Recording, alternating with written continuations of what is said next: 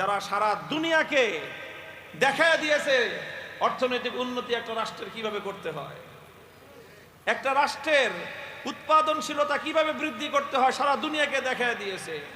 সারা দুনিয়ার সমস্ত কুফরি শক্তিগুলোকে তোয়াক্কা না করে কিভাবে একটা স্বাধীন, একটা আত্মমর্যাদা সম্পন্ন জাতি গঠন করা যায়, এই হুজুররাই দেখায় দিয়েছে। 40 বছর তারা যুদ্ধই করছে, খালি পড়ালেখা করার তেমন একটা সময় পায় নাই। যা পড়তো তাও সব ওই পাকিস্তানে এসে পড়াশোনা করতেন তারা। এখন তারা সেখানে সমস্ত পড়াশোনা এলমের এমন এমন মার্কাজ করছে। দারুল ইফতা, আমরা তো মনে করি যে হুজুরদের দারুল ইফতা করা করি, সেখানকার দারুল ইফতা দেখে আসলাম। দারুল ইফতার নাম তো শুধু দারুল ইফতা না, দারুল ইফতা ওয়াল কাজা, সব দারুল ইফতা ওয়াল কাজা। কারণ এখন বিচারক সংকট, এই জন্য 2 বছর করে পড়ায় পড়ায় সব বিচারকের পদে বসায় দেওয়া হইতেছে। দারুল ইফতা ওয়াল কাজা, বছরে 2 ফাতরা, 6 মাস ঢুকবে, বাকি 6 মাস এই ক্যাম্পাস থেকে বের হওয়ার কোনো সুযোগ নেই। একদম 5 তলা বিল্ডিং, নিচতলা তালা মারা, এমন করা করি। মানে মক্তবের ছাত্র এত করা করি নাই, কারণ 40 বছর তাদের এলমের করতে পারে নাই, তারা অনেক শূন্যতা সৃষ্টি হয়ে গেছে। এখন এরকম যোগ্য যোগ্য লোক তৈরি করার জন্য তারা চেষ্টা করতেছেন এবং এমন এক বিচার ব্যবস্থা তারা কায়েম করেছেন। সুবহানাল্লাহি ওয়া বিহামদিহি। রাত 2টা 3টা সেই দেশের দুর্গম পাহাড়ি পথ, শত শত মাইল, হাজার হাজার মাইল পথ চলো, সেই যে হাদিসের কথা মনে পড়ে, লা ইয়াখাফু আহাদান ইল্লাল্লাহ, আল্লাহ ছাড়া কাউকে ভয় পাতে হয় না। অথচ লক্ষ লক্ষ মানুষের হাতে হাতে অস্ত্র আছে। 1 লাখ 2 লাখ না তো, কয়েক লক্ষ মানুষের হাতে ভারী অস্ত্র। এই আমাদের দেশের মতো এই বন্দুক আর কাটা রাইফেল মাইফেল এগুলো না, AK-47 রাইফেল, যেগুলো দিয়ে আমেরিকার রাশিয়ার সৈন্যদেরকে এরা মারছে, সেই রাইফেল, কয়েক লক্ষ রাইফেল মানুষের কাছে আছে।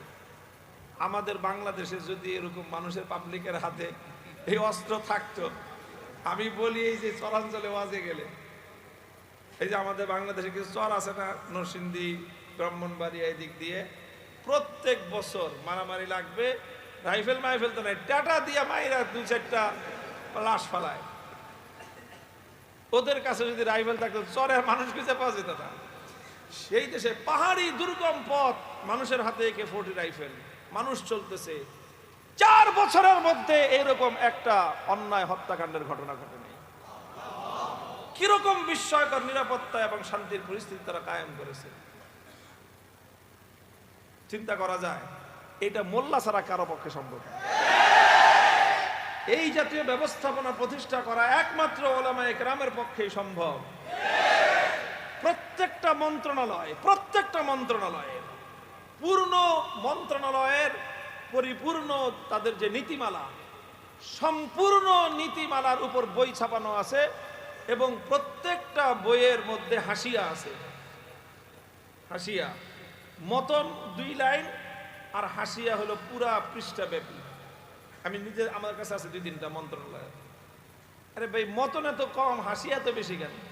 হাসিয়ার মধ্যে সব কোরআন, হাদিস এবং ফিকহে হানাফির রেফারেন্স, সমস্ত ফিকহে হানাফির যে সমস্ত মারাজে যে সমস্ত কিতাব আছে, কদিম কিতাবের সব 3টা মাসদার থেকে, কোরআন, হাদিস এবং ফিকহে হানাফির মারাজে বড় বড় কিতাবগুলি থেকে, কুতুবুল উসুল থেকে সমস্ত হাওয়ালা দিয়ে কোন মন্ত্রণালয়ের কোন নীতিটা কোরআনের কোন আয়াতের আলোকে, কোন হাদিসের আলোকে, ফিকহে হানাফির কোন মাসালা এবং কোন ফতোয়ার আলোকে এটা রাষ্ট্রীয় নীতি হিসেবে সাব্যস্ত হয়েছে, সব সরাসরহাত সুরহাত সহ প্রত্যেকটা মন্ত্রণালয় থেকে এরকম নীতিমালা আছে।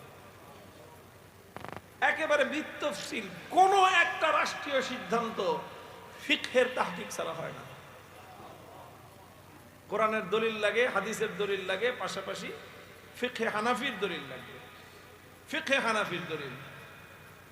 এবং এই যে 30 জনের মতো মন্ত্রী, 28 জনই সব দেওবন্দি হুজুর। কাজীউল কুজাত, প্রধান বিচারপতি মোল্লা আব্দুল হাকিম হাক্কানি, অনেকগুলি কিতাব আছে তার আরবিতে কাজার উপর। উপমহাদেশের একজন মজবুত আলেম, উনি জবরদস্ত আলেম। আলহামদুলিল্লাহ, আমি বলতে চাই প্রক্রিয়া পদ্ধতি যেটাই হোক, কিন্তু হুজুররাই যে একমাত্র পরিপূর্ণ পিওর ইসলামিক রাষ্ট্র ব্যবস্থা আজকের 21 শতাব্দীতে কায়েম করতে পারে, এটা একটা প্রমাণিত সত্য। বাকি সবগুলো হলো দাবি, কোনোটাই প্রমাণিত না। অন্যরা পারবে, পারতে পারে, সম্ভাবনাময়, এখনো চেষ্টা করতেছে, উইল ট্রাইং, আমরা ট্রাই করতেছি, চেষ্টা করতেছি, আমরা ডেভেলপ করতেছি, উন্নতি করতেছি, আর আমরা করে সারছি।